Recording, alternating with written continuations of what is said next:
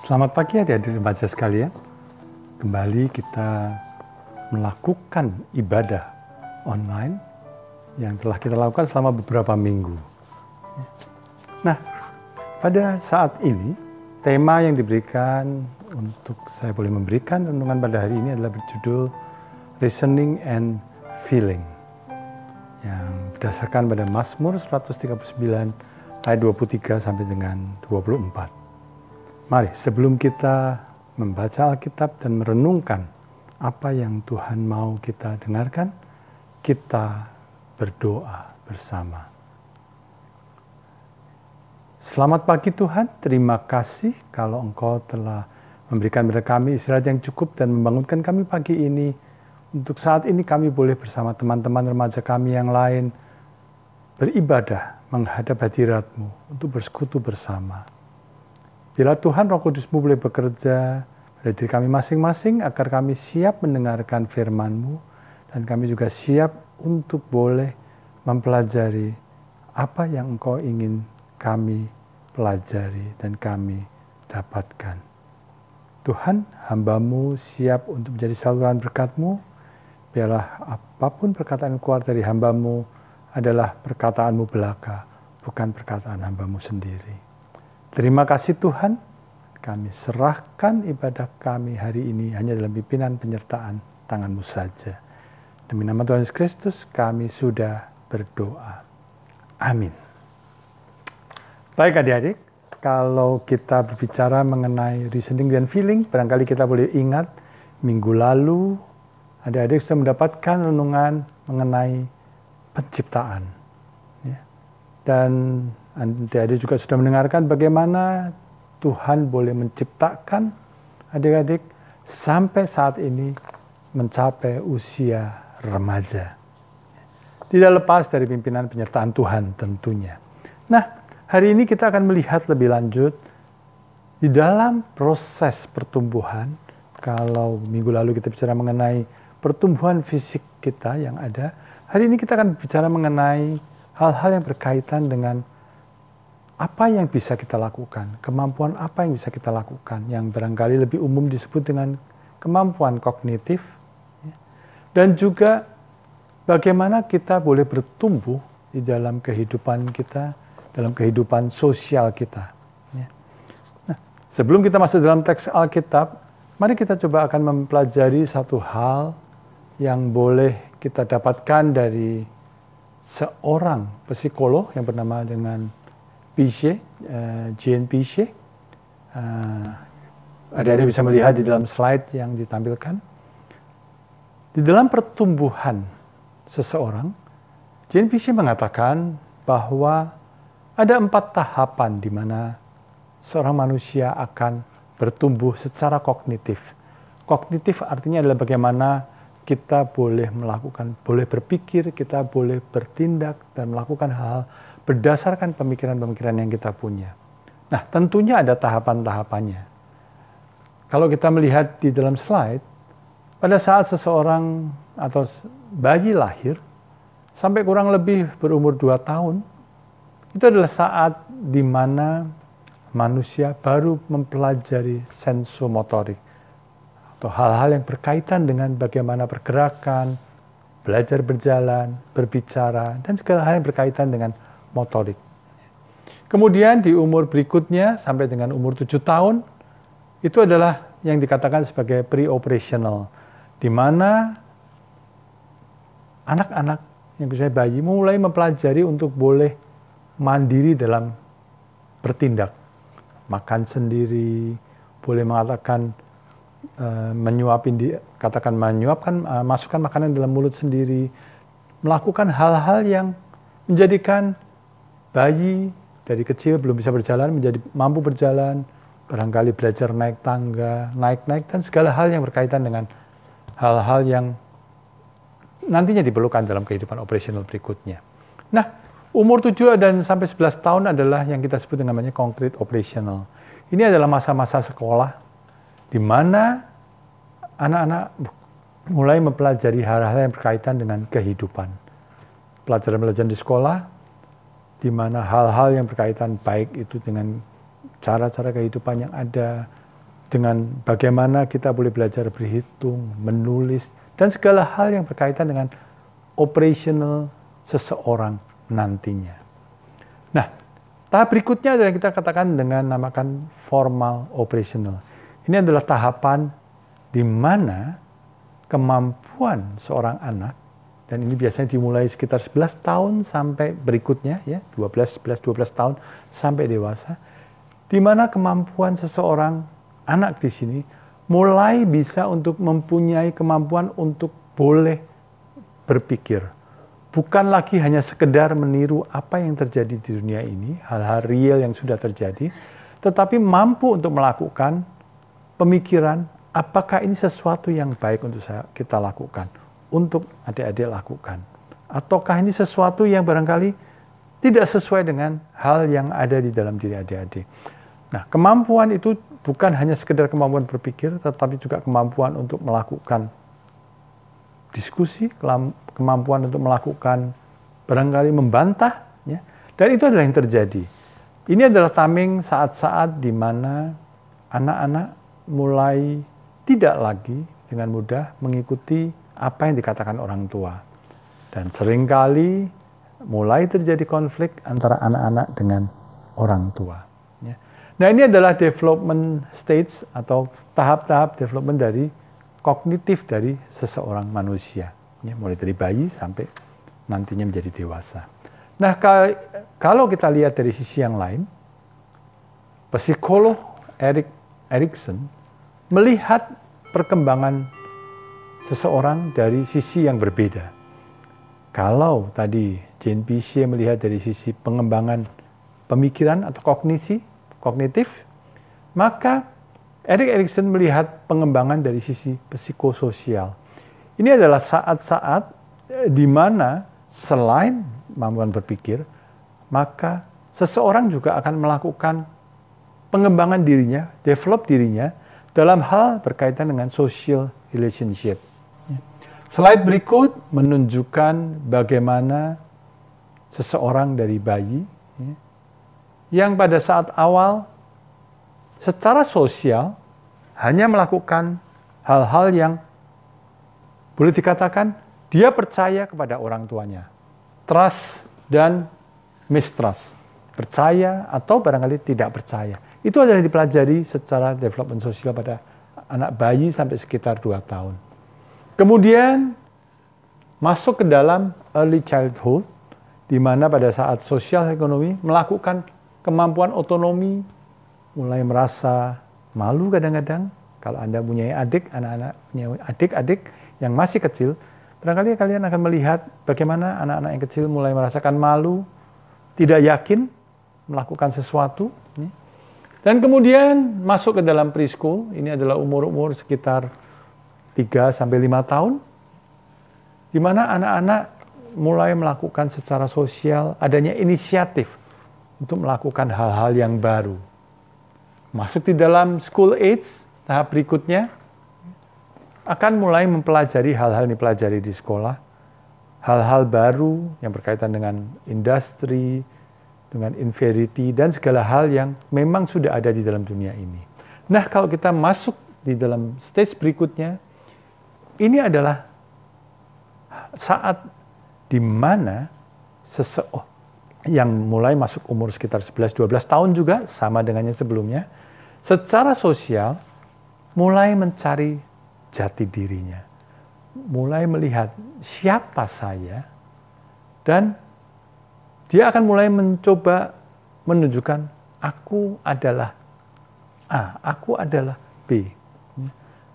Nah, kalau di dalam proses-proses sebelumnya, anak tidak mendapatkan hal yang cukup, baik dalam hal kognitif maupun sosial, yang terjadi adalah seorang anak tidak akan mendapatkan kemampuan untuk mengenal dirinya sendiri, mendapatkan jati diri, tetapi yang terjadi adalah kebingungan. Nah, ini adalah secara psikologi bagaimana kehidupan seseorang boleh berjalan. Slide berikutnya, kita akan masuk di dalam bacaan Alkitab yang kita telah punya, atau yang sebagai dasar dari tema yang ada, yaitu dari Mazmur 139 ayat 23 sampai dengan 24. Adik-adik boleh membuka bagian dari Alkitab ini, dan saya akan bacakan untuk bagian ini untuk kita bersama-sama. Mazmur 139 ayat 23 sampai dengan 24. Demikian bunyinya. Selidikilah aku ya Allah, dan kenalah hatiku. Ujilah aku, dan kenalah pikiran-pikiranku. Lihatlah apakah jalanku serong, dan tuntunlah aku di jalan yang kekal. Nah, Mazmur 139 ini adalah satu doa pemazmur, Mazmur Daud, yang kalau kita lihat dari bagian awal, sebenarnya ada 4 bagian. Ayat 1 sampai 6 itu adalah berisi pengakuan dari pemazmur bahwa Tuhan adalah Tuhan yang Maha Tahu. Dia tahu apa yang kita lakukan, Dia tahu apa yang kita kerjakan, Dia tahu kita berada di mana, Dia tahu pemikiran-pemikiran yang ada dari kita. Dia tahu apakah kita berbohong, Dia tahu apakah kita melakukan kebenaran. Jadi Tuhan Maha Tahu. Ayat 7-12 adalah bagian di mana dinyatakan Tuhan Maha Ada. Dia berada dimanapun kita berada, Tuhan ada di sana. Kemudian ayat 13-18 adalah bagian di mana pemazmur mengakui tentang bahwa Tuhan adalah yang menciptakan dirinya. Tuhan yang menciptakan manusia. Dan ayat 19-24 adalah permohonan-permohonan yang diajukan oleh pemazmur untuk dirinya sendiri. Dan ayat 23 dan 24 adalah bagian akhir dari permohonan itu, yang kalau kita lihat berkaitan dengan bagian sebelumnya, pemazmur mengetahui bahwa Tuhan Maha Tahu, Tuhan Maha Ada, dan Tuhan adalah menciptakan manusia. Maka pemazmur mengatakan, memohon pada Tuhan untuk boleh selalu menyelidiki dan mengenal hati dari pemazmur, menguji apapun yang ada dalam dirinya dan juga pemikiran-pemikirannya. Dan kemudian juga memohon pada Tuhan untuk melihat apabila jalan atau langkah yang diambil oleh pemazmur salah, dikatakan sebagai jalannya serong, maka mohon Tuhan untuk boleh menuntun dan mengembalikan ke jalan yang benar menuju kehidupan yang kekal. Nah, itu adalah bagian-bagian dari Alkitab yang kalau kita lihat ada 3 bagian penting dari ayat 23-24 di mana Tuhan diminta untuk melihat bagaimana hati yang ada dalam diri kita, hati dalam diri manusia. Kemudian juga bagaimana Tuhan memohon pada Tuhan untuk boleh membantu dalam pemikiran-pemikiran yang ada agar selalu sesuai dengan kehendak Tuhan. Dan pada bagian akhirnya adalah bagaimana Tuhan juga boleh menuntun kita untuk menuju ke jalan yang benar.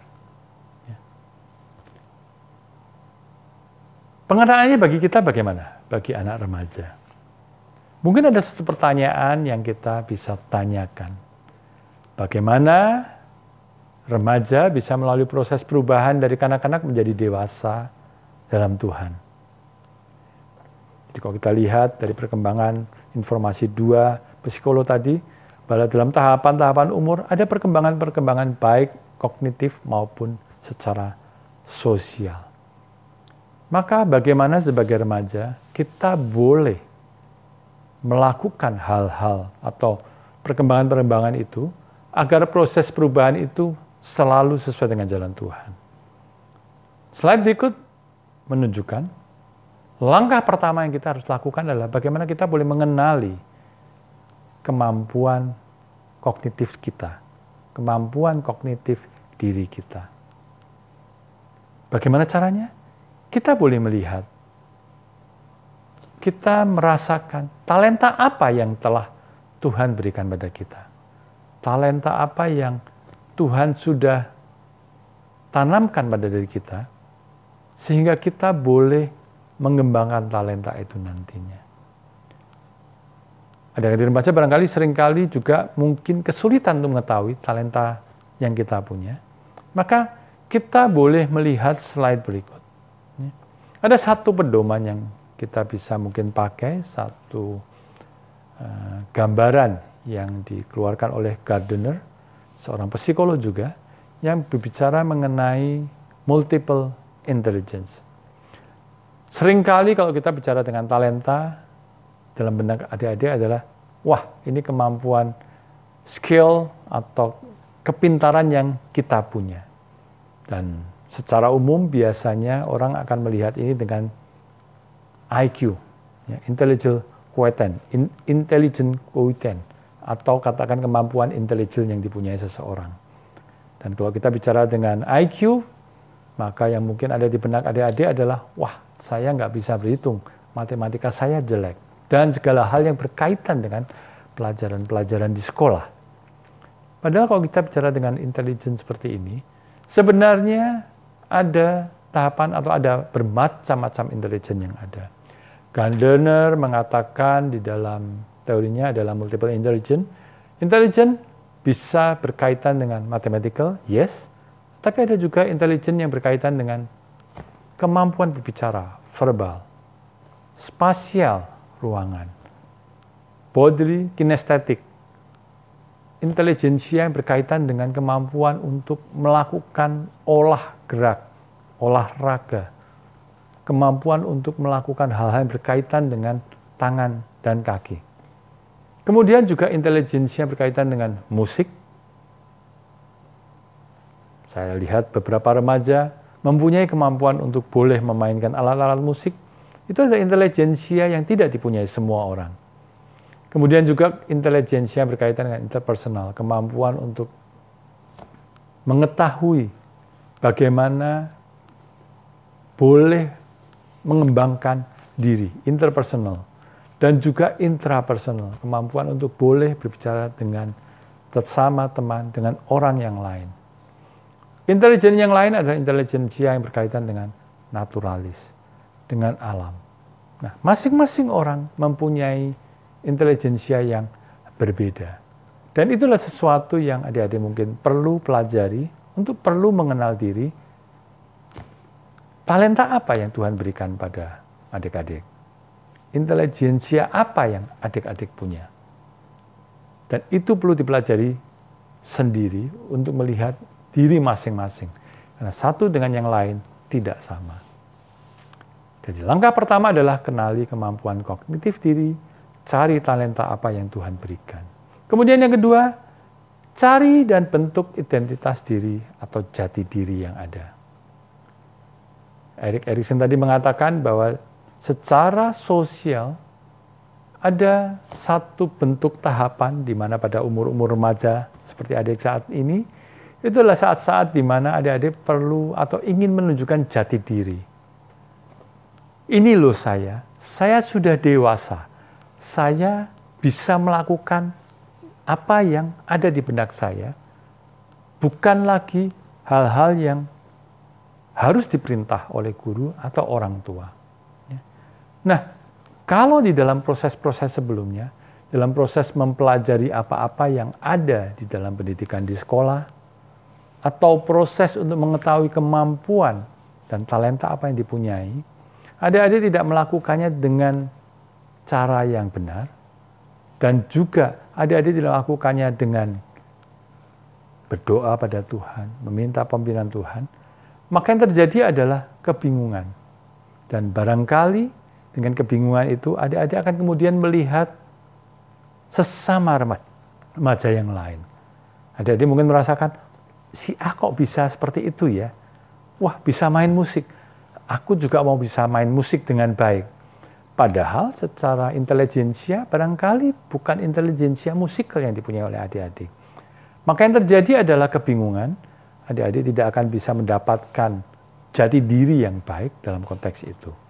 Jadi cari dan bentuk identitas diri dengan jati diri adik-adik dengan melihat atau memikirkan apa yang saya punya, apa yang Tuhan berikan pada saya, dan kembangkan hal itu. Jadi adik-adik perlu mengembangkan kemampuan kognitif yang ada, yang sudah diberikan Tuhan, atau talenta yang ada, dan juga adik-adik perlu mengembangkan kemampuan sosial yang juga Tuhan sudah berikan.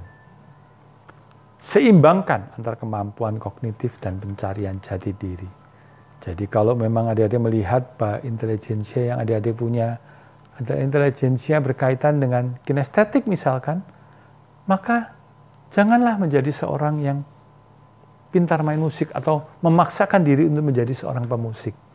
Jadilah olahragawan yang baik.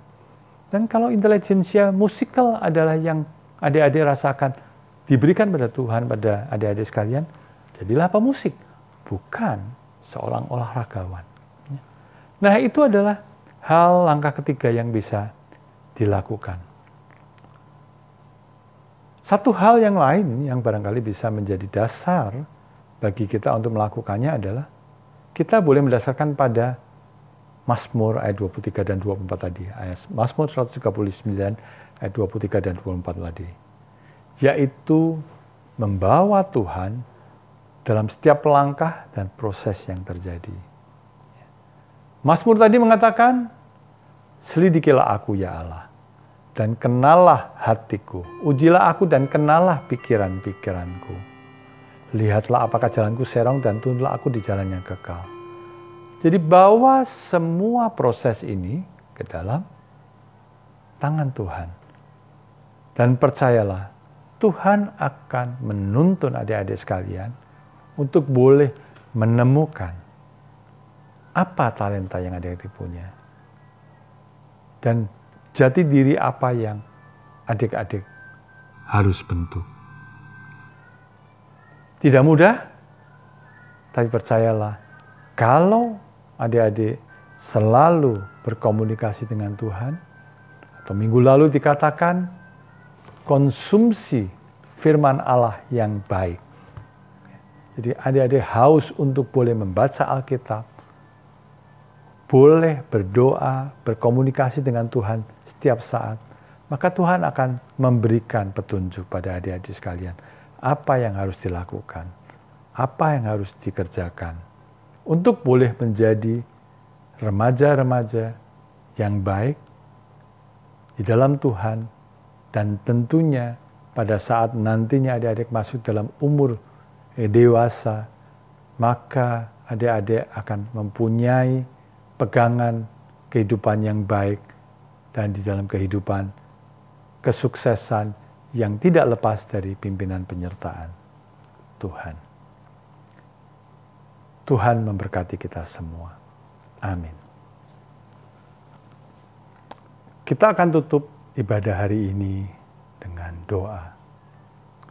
Terima kasih Tuhan, Engkau telah menyertai ibadah kami pagi ini, dan melalui firman-Mu, Engkau juga telah memberikan hal-hal yang perlu kami pegang di dalam kami sebagai anak-anak remaja, mengembangkan diri-diri kami masing-masing, baik dalam kemampuan kognitif kami, kemampuan berpikir kami, maupun dalam kemampuan untuk kami berhubungan sesama sosial dalam kehidupan kami. Mazmur 139 mengatakan, mengajukan permohonan padamu untuk boleh menilik apa yang kami pikirkan, apa yang kami lakukan, dan juga untuk menuntun kami di dalam kehidupan kami, agar kami boleh selalu melakukan hal yang berkenan kepadamu. Dan kalau kami melakukan hal yang salah, langkah yang serong, Kau saja yang akan meluruskan. Kami percaya Engkau selalu ada dalam diri kami, dalam hati kami, dan ajar kami untuk boleh belajar mendengarkan suara-Mu, mendengarkan pimpinan-Mu, mendengarkan penyertaan-Mu. Terima kasih Tuhan.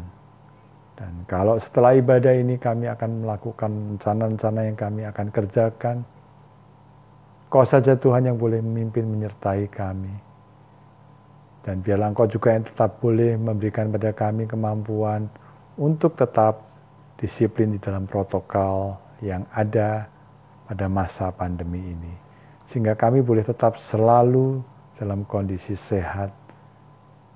Dan kami boleh selalu juga melakukan semuanya hanya di dalam penyertaan, pimpinan penyertaan tangan-Mu saja. Terima kasih Tuhan. Doa ini kami panjatkan demi nama Tuhan Yesus Kristus, Juru Selamat kami yang hidup. Amin.